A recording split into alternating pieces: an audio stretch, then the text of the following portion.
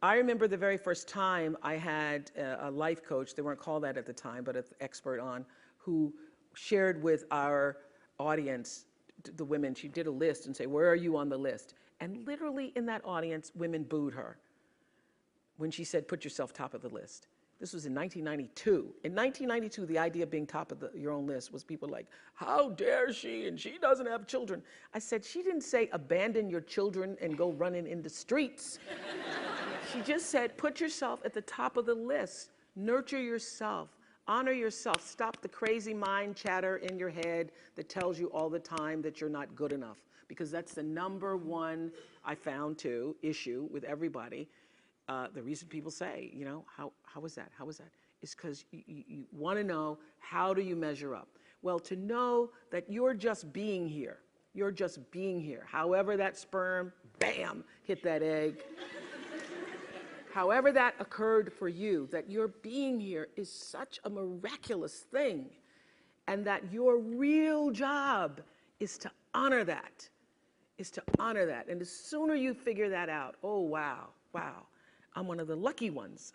I got to be here. So how do you continue to prepare yourself to live out the highest, fullest, truest expression of yourself as a human being? And I just want to end with this. Yeah. There are no mistakes.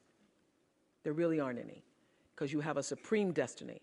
When you're in your little mind, in your little personality mind, where you're not centered, where you really don't know who you are, that you come from something greater and bigger, and that we really all are the same. When you don't know that, you get all flustered.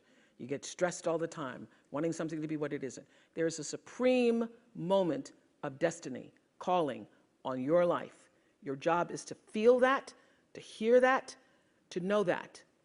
And sometimes when you're not listening, you get taken off track. You get in the wrong marriage, the wrong relationship, you take the wrong job. Yeah, but it's all leading to the same path. There are no wrong paths. There are none. There's no such thing as failure, really, because failure is just that thing trying to move you in another direction. So you get as much from your losses as you do from your victories, because the losses are there to wake you up.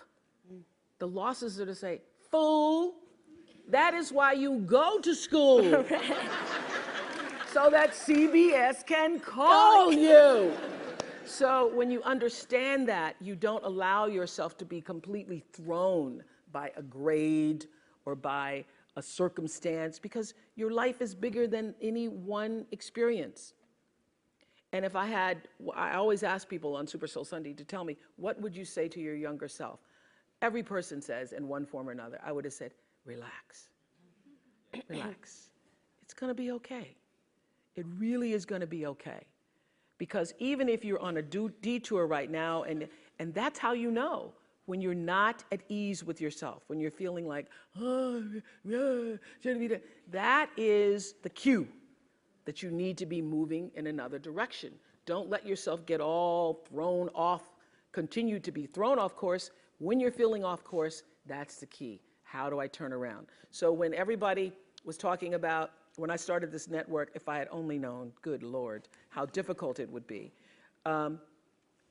The way through the challenge is to get still and ask yourself, what is the next right move?